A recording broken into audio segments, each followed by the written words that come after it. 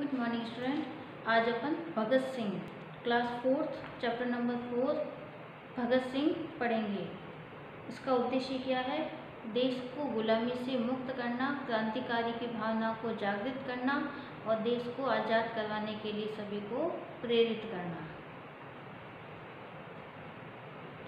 जब देश गुलाम था तब अनेक क्रांतिकारियों ने इसे आज़ाद कराने के लिए अंग्रेजों से लोहा लिया।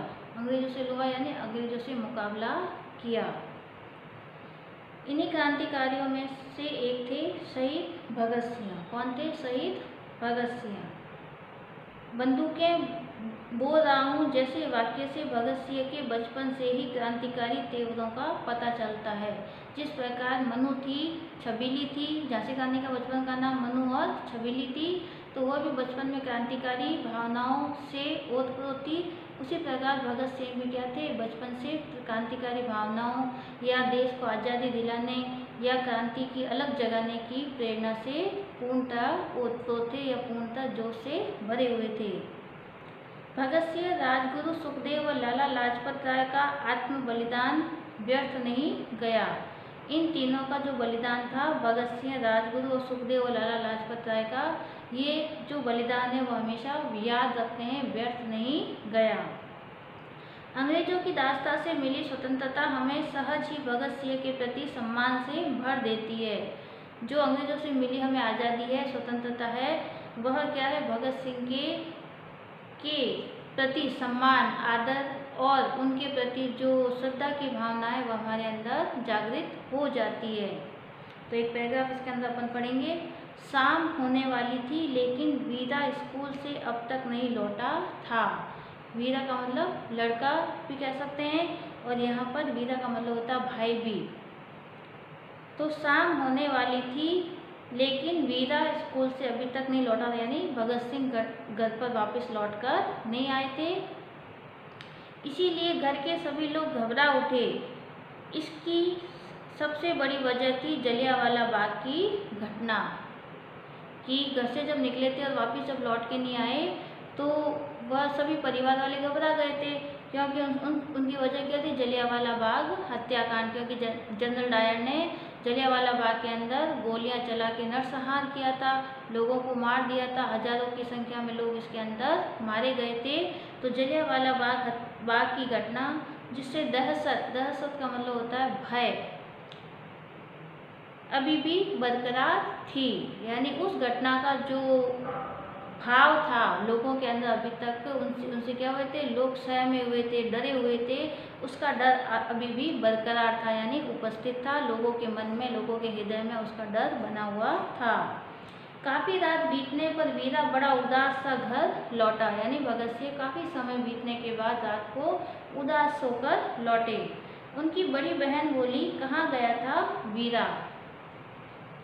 तो उनकी बड़ी बहन ने पूछा कि तुम कहाँ गए थे? वीर का भाई भी होता है, वीरा का मतलब होता है भाई। तो कहाँ गया था वीरा? सब जगह तुझे ढूंढा, चल खाना खा ले। यानी बड़ी बहन थी, बड़ी बहन उसकी चिंता कर रही थी कि सुबह निकले हो, अब रात को आए हो तो कहाँ गए थे, और अब आए हो तो क्या कर लो? खाना खा लो। तो वह फफक कर रो पड़ा, यानी कि वह जोर जोर से रोने लगा। फफक कर यानी जोर जोर से रोने लगा। उसने अपनी जेब से एक शीशी निकाली जिसमें मिट्टी भरी हुई थी। एक शीशी में क्या भरी थी? मिट्टी भरी हुई थी। ये लोग हम और ये सब क्या कहते हैं? अपनी मातृभूमि, अपनी जन्मभूमि से बहुत ही प्रेम करते हैं। तो मिट्टी यानी वहाँ की मिट्टी शीशी में भरी हुई थी। उसने कहा, यह मिट्टी नहीं, अमर शहीदों का खून है। क्योंकि जलियांवाला बाग के अंदर इतने लोग मरे थे तो उनका जो खून था वो मिट्टी के अंदर मिल गया था। तो उन्होंने कहा ये मिट्टी नहीं है, उन अमर शहीदों के खून है या खून से सनी हुई मिट्टी है। वह रोज उस शीशी से भरी हुई मिट्टी से तिलक लगाता, फिर स्कूल जाता। या अभी तो अपन क्या करते हैं? तिलक किसे लगते हैं? रोली से लगाते हैं, या अपन कुमकुम से तिलक लगाते हैं, परंतु वे मातृभूमि की मिट्टी से वो क्या करते थे? तिलक लगाते थे। तो दोनों पैराग्राफ में ये बताया गया है कि भगत सिंह स्कूल निकले थे, यानी सुबह सुबह वो स्कूल से निकले, स्कूल गए थे, वापस लौट कर ही नहीं आए। और पूरे परिवार वाले घबरा गए थे क्योंकि जलियांवाला बाग हत्याकांड हुआ था। तो उसके अंतर्गत उससे उसके क्रांतिकारी भावों से उसके परिवार वाले सभी जानते थे और उसके घर नहीं लौटने से सब चिंतित थे। उसकी बड़ी बहन ने कहा कहाँ गए थे और आए हो तो खाना खा लो। तो वह अमर शहीदों को याद करके और अपनी मातृभूमि की आज़ादी के भावों से युक्त होकर रोने लगे। तो उन्होंने जेब में से शीशी निकाली और उसमें एक मिट्टी थी। तो उसकी बहन ने पूछा क्या है, तो उन्होंने कहा कि यह वीर शहीदों का बलिदान से सनी हुई क्या है, उनकी शहादत का खून है।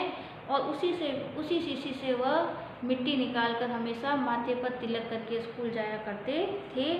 या इसके अंतर्गत आपको क्या करना है, ये जो शब्दार्थ दिए हुए हैं 1 बाय 1 नंबर लगाकर आपको ये शब्दार्थ क्या करना है, होमवर्क में करने हैं। इसके आगे का जो भाग है अपन अगली बार पढ़ेंगे।